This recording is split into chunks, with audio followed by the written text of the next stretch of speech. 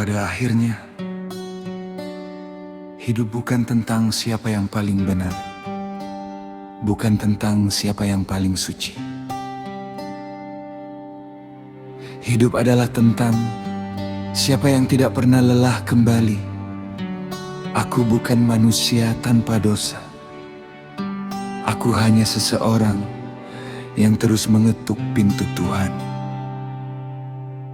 Meski berkali-kali jatuh, dan jika suatu hari langkahku berhenti di dunia ini, aku berharap dikenal bukan sebagai manusia hebat, tetapi sebagai seorang hamba yang tidak menyerah untuk pulang.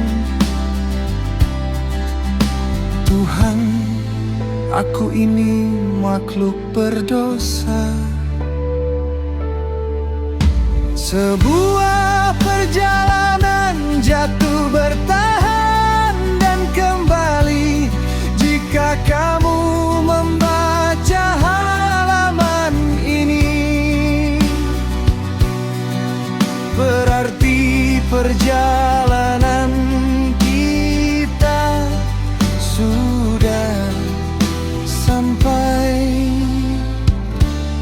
di akhir. Aku tidak tahu siapa dirimu. Mungkin kamu sedang lelah, mungkin hidup tidak berjalan seperti rencanamu. Mungkin kamu sedang menyimpan dosa yang tidak pernah berani kamu ceritakan kepada siapapun. Jika iya, percayalah, kita sama. Buku ini tidak ditulis oleh manusia suci, ia ditulis oleh seseorang yang berkali-kali jatuh dan berkali-kali mencoba kembali kepada Tuhan.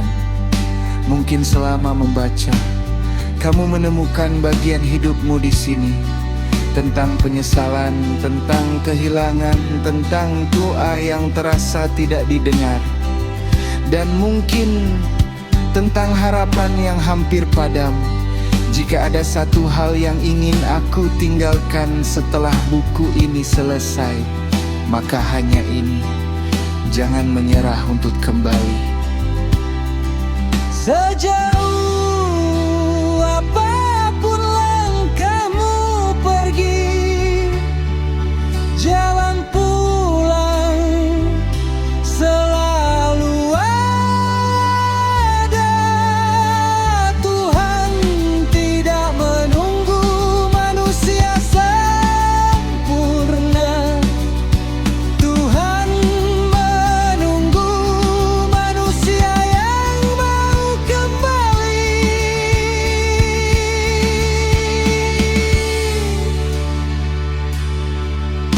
Jika malam terasa berat, berdoalah, meski hanya satu kalimat. Jika hatimu hancur, datanglah, meski dengan air mata.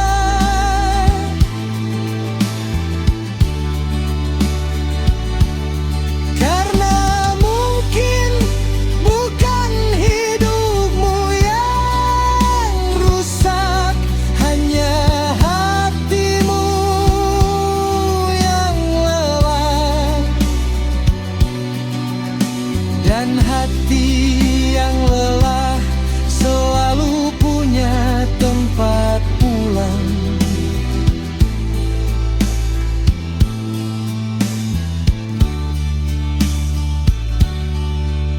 Terima kasih telah berjalan bersamaku sampai halaman terakhir. Semoga suatu hari nanti kita semua dipertemukan dalam keadaan telah menemukan damai.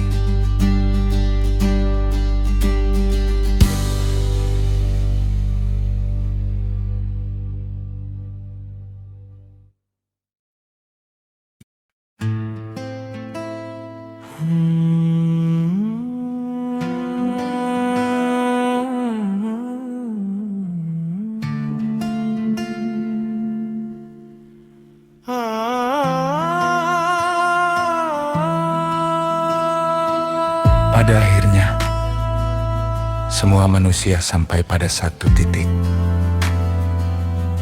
Bukan lagi tentang sukses, bukan tentang gagal, bukan tentang dunia, tetapi tentang pulang.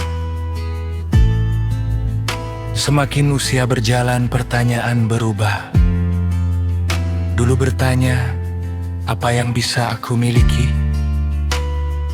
Kini bertanya, apa yang akan kubawa saat kembali? Dan jawaban itu sering membuat hati diam. Karena ternyata tidak banyak. Aku tidak menulis buku ini untuk mengajari manusia menjadi suci. Karena aku sendiri masih belajar memperbaiki diri. Aku menulis karena pernah merasa kosong di tengah keramaian hidup. Aku pernah merasa berhasil namun tetap gelisah. Aku pernah tertawa namun hati terasa jauh dari damai, dan pada suatu titik aku sadar masalah terbesar manusia bukan kekurangan harta, bukan kegagalan, bukan penderitaan, tetapi jauhnya hati dari Tuhan. Buku ini lahir bukan dari ilmu tinggi, melainkan dari luka, penyesalan, dan doa-doa yang diucapkan diam-diam di malam hari. Aku percaya setiap manusia membawa dosa namun juga membawa harapan. Kita jatuh agar belajar bangkit. Kita tersesat agar memahami arti pulang. Jika suatu hari namaku dilupakan, aku berharap kata-kata dalam buku ini tetap hidup, menemani seseorang yang merasa sendirian, menguatkan seseorang yang hampir menyerah, dan mengingatkan seseorang bahwa Tuhan tidak pernah menutup pintunya. Aku hanyalah manusia biasa, makhluk berdosa yang sedang berjalan pulang.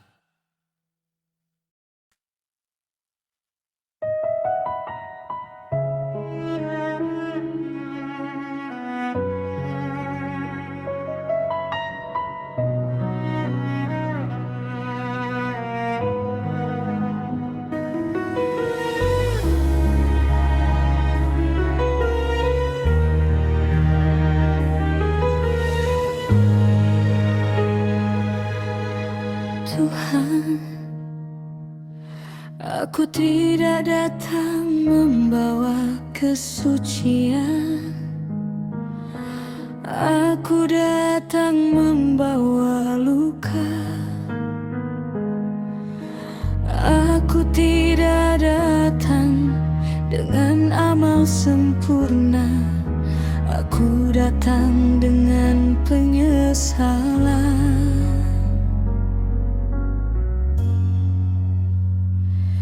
Jika engkau menerima orang baik, maka aku berharap diterima sebagai orang yang terus mencoba kembali, karena sampai akhir hidupku nanti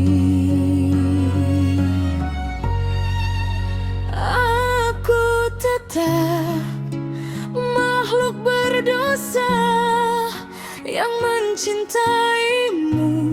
Perjalanan belum selesai. Aku pernah berpikir taubat adalah garis akhir, bahwa setelah menangis di hadapan Tuhan, hidup akan menjadi ringan. Ternyata tidak, justru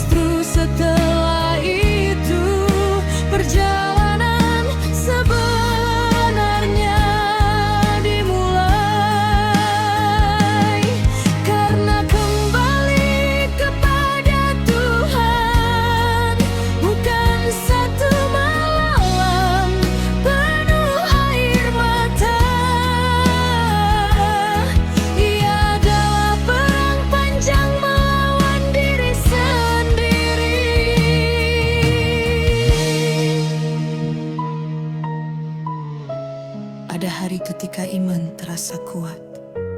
Ada hari ketika hati kembali gelap. Dan aku sadar, menjadi manusia baik bukan berarti tidak jatuh lagi, tetapi selalu memilih bangkit, meski lelah. Buku ini bukan kisah orang suci. Ini kisah seseorang yang masih berjuang setiap hari agar tidak kembali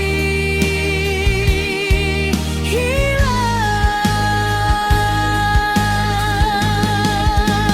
Aku tetap makhluk berdosa yang mencintaimu.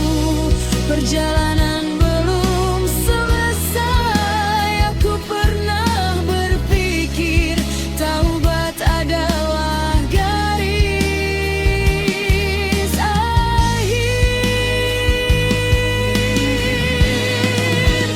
bahwa setelah menangis di hadapan Tuhan, hidup akan menjadi ringan. Ternyata tidak, justru setelah itu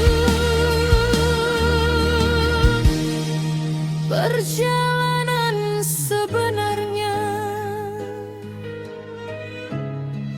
perjalanan sebenarnya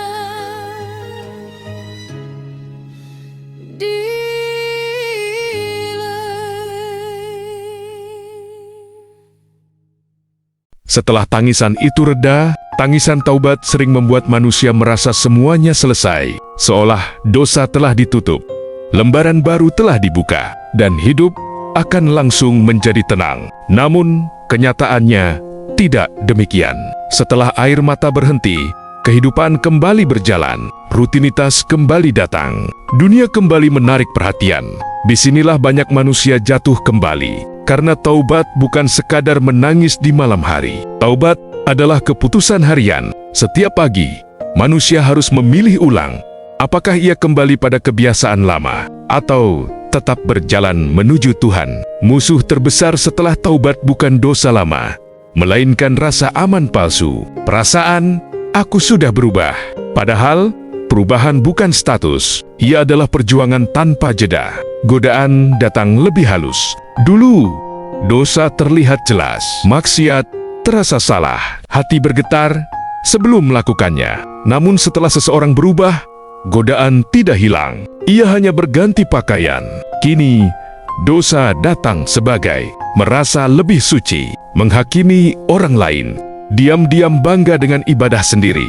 Kesombongan spiritual jauh lebih berbahaya daripada dosa masa lalu, karena pelakunya tidak merasa berdosa, ia merasa benar. Dan ketika manusia merasa paling dekat dengan Tuhan, justru saat itu ia paling dekat dengan kejatuhan. Luka lama masih tinggal, ampunan Tuhan sempurna.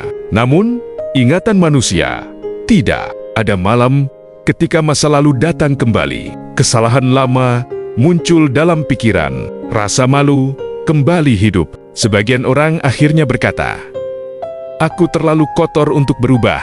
Padahal, itu bukan suara Tuhan. Itu suara putus asa. Tuhan tidak meminta masa lalumu bersih. Tuhan hanya meminta langkahmu tetap menujunya. Luka tidak selalu hilang, tetapi ia bisa berubah menjadi pengingat arah pulang. Kesepian orang yang berubah. Perubahan sering membawa kehilangan. Teman lama merasa asing, lingkungan terasa berbeda. Candaan yang dulu biasa kini terasa kosong. Sebagian orang pergi, bukan karena kita buruk, tetapi karena arah hidup sudah berbeda. Kesepian ini sering disalahartikan sebagai kegagalan. Padahal, ia tanda pertumbuhan. Pohon yang tumbuh tinggi tidak lagi hidup di tanah yang sama dengan benihnya dulu. Kadang, Tuhan menjauhkan manusia agar ia belajar cukup dengannya. Ibadah yang tidak lagi terasa, ada fase paling membingungkan dalam perjalanan iman, saat seseorang tetap salat, tetap berdoa, tetapi hati terasa kosong, tidak khusyuk, tidak tenang, tidak menangis lagi. Banyak orang mengira iman menurun, padahal ini fase kedewasaan spiritual. Tuhan sedang mengajarkan, beribadah bukan karena rasa, tetapi karena cinta dan komitmen. Iman sejati tetap berdiri, bahkan ketika hati tidak merasakan apa-apa. Belajar ikhlas tanpa dilihat. Di era pengakuan, keikhlasan menjadi langka. Kebaikan ingin dilihat, ibadah ingin dihargai, perjuangan ingin diketahui. Namun hubungan paling jujur dengan Tuhan terjadi saat tidak ada penonton, saat sedekah tidak diketahui siapapun, saat doa hanya didengar langit, saat kebaikan tidak meninggalkan jejak. Disitulah hati dibersihkan dari kebutuhan akan pujian manusia, berdamai dengan diri sendiri. Sebagian manusia sulit menerima dirinya. Mereka percaya Tuhan memaafkan, tetapi tidak mampu memaafkan diri sendiri. Mereka terus menghukum masa lalu, padahal penyesalan yang sehat seharusnya membawa perubahan, bukan penyiksaan batin. Berdamai dengan diri sendiri bukan berarti melupakan dosa, tetapi menerima bahwa kita sedang bertumbuh menjadi cahaya tanpa bicara. Perubahan sejati tidak membutuhkan pengumuman. Ia terlihat dari cara berbicara, cara marah, cara memperlakukan orang lain. Orang tidak tersentuh oleh kata-kata, tetapi oleh ketenangan. Manusia yang dekat dengan Tuhan tidak selalu banyak bicara tentang agama, tetapi menghadirkan rasa aman. Ia menjadi cahaya tanpa merasa dirinya terang, dan rezeki dan kesuksesan. Banyak orang kuat saat miskin, namun lupa saat berhasil. Ketika rezeki datang, ego ikut tumbuh. Manusia mulai percaya ini hasil kerja kerasnya sendiri. Padahal keberhasilan juga ujian. Apakah hati tetap rendah atau kembali sombong? Kadang kekayaan lebih berbahaya daripada kesulitan. Hidup sebagai musafir. Pada akhirnya, hidup bukan tentang pencapaian.